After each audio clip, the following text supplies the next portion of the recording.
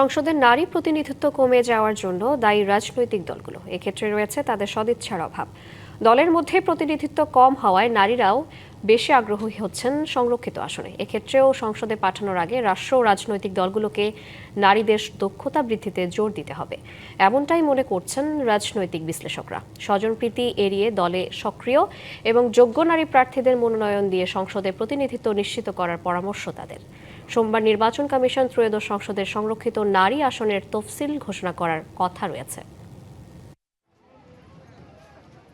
সংবিধানের ৬৫(৩) অনুচ্ছেদ অনুযায়ী সংসদে নারীদের জন্য ৫০টি আসন সংরক্ষিত রয়েছে। গণপ্রতিনিধিত্ব আদেশ এবং আইন অনুযায়ী সাধারণ নির্বাচনের পর দলের প্রাপ্ত আসনের অনুপাতে পরোক্ষ ভোটে নির্বাচিত হন নারী সংসদ সদস্যরা। এই অবস্থা তো মাননীয় স্পিকার এখন আর নেই। রাজনৈতিক দলেই নারী প্রতিনিধিত্ব কম হওয়ায় নারীরাও সরাসরি ভোটের চেয়ে সংরক্ষিত আসনে বেশি আগ্রহী। আর এর জন্য দলগুলোর সদিচ্ছার অভাবকেই দায়ী করছেন বিশ্লেষকরা। যখন পাচ্ছেন না নির্বাচনে দাঁড়াতে, তখন সংরক্ষিত আসনে তারা যেতে চান। আর নারীরা কিন্তু সরাসরি নির্বাচনে যাওয়ার জন্য নারীদের কিন্তু প্রস্তুতি আছে, কিন্তু রাজনৈতিক দলগুলো তাদেরকে সেই স্পেসটা করে দিচ্ছে না। নির্বাচন কমিশন যে কাজটা করতে পারে, আমাদের যে আইনে আছে যে পলিটিক্যাল পার্টির যে পার্টি কোটা, অর্থাৎ এই যে কেন্দ্রীয় কমিটি, জেলা কমিটি, এখানে ২০৩০ সালের মধ্যে ৩৩% নারীর অংশগ্রহণের কথা বলা হয়েছে। এইটা ইলেকশন কমিশন দেখতে পারে।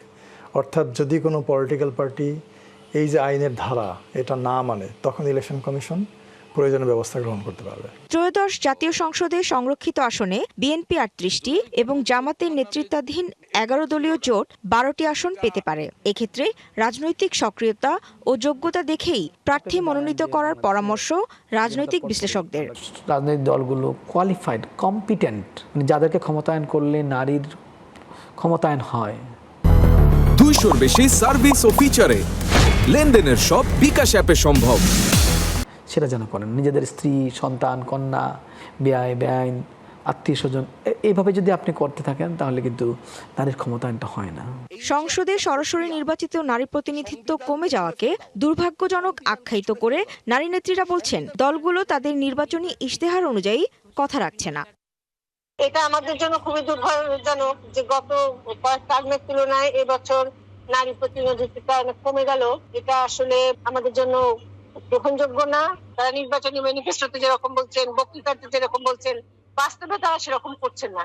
এ থেকে উত্তরণে স্বজনপ্রীতি এড়িয়ে যোগ্য নারী প্রার্থীদের মনোনয়ন দিয়ে সংসদে প্রতিনিধিত্ব নিশ্চিত করার পরামর্শ বিশেষজ্ঞদের। Humayra Faruqui, DBC News, Dhaka.